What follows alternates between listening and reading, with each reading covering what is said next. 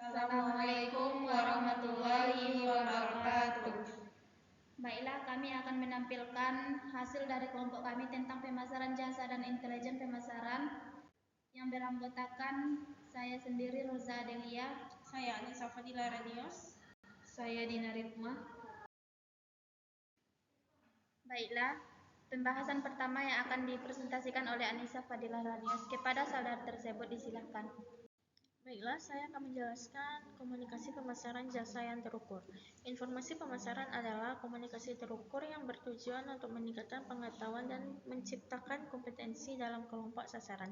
3 keharusan pemasaran informasi adalah yang pertama, fokus pada motivasi pengguna dan situasi belajar. Yang kedua, gabungkan pendekatan pedagogi dan pemasaran.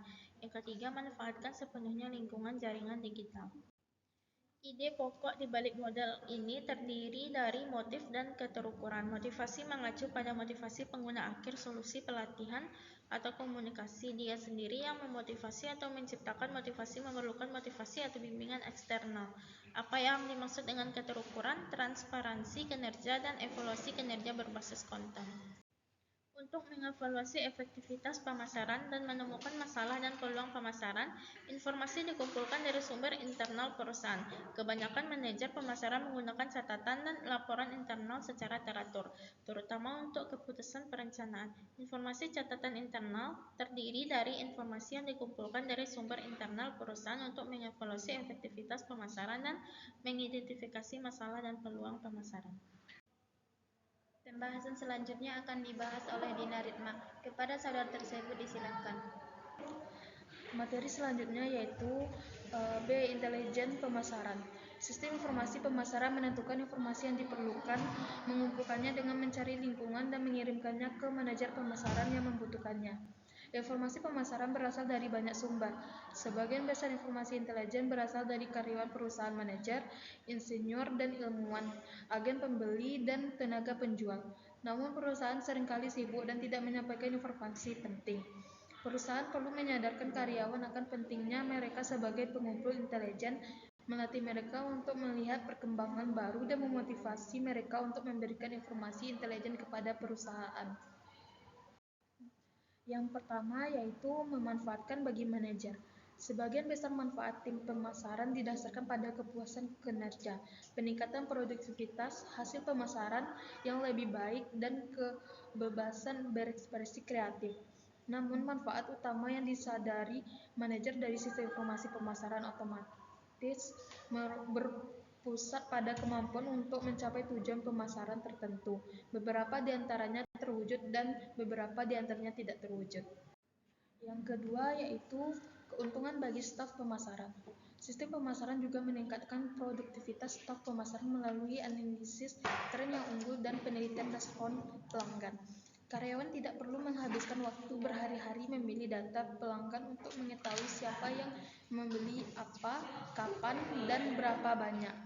Pemasaran bisa mendapat keuntungan dari data historis. Sejujurnya, pekerjaan mereka menjadi jauh lebih mudah dengan setiap tingkat tanggung jawab. Perspektif kemampuan pelaporan pemasaran secara real time juga membuat mereka lebih responsif terhadap perubahan dalam inisiatif pemasaran. Dalam peran mereka mengatakan bahwa tidak ada rencana yang bertahan lama setelah bertemu musuh.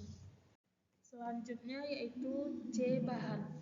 Sistem informasi pemasaran (SIM) adalah serangkaian prosedur dan metode yang dirancang untuk menghasilkan, menganalisis, menyebarkan, dan menyimpan informasi secara terorganisir dan berkesinambungan untuk pengambilan keputusan pemasaran yang prediktif. Sistem informasi dapat digunakan secara fungsional, konsisten, dan strategis di beberapa bidang pemasaran. Sistem informasi pemasaran dapat digunakan secara operasional, konsisten, dan strategis di berbagai bidang pemasaran. Selanjutnya, tujuan pemasaran layanan informasi dan perpustakaan. Adapun tujuan utama perpustakaan saat ini adalah mencapai kemandirian sumber daya dan memberikan tingkat layanan yang optimal untuk menjangkau lebih banyak calon pengguna dan mendorong pengguna sumber daya perpustakaan.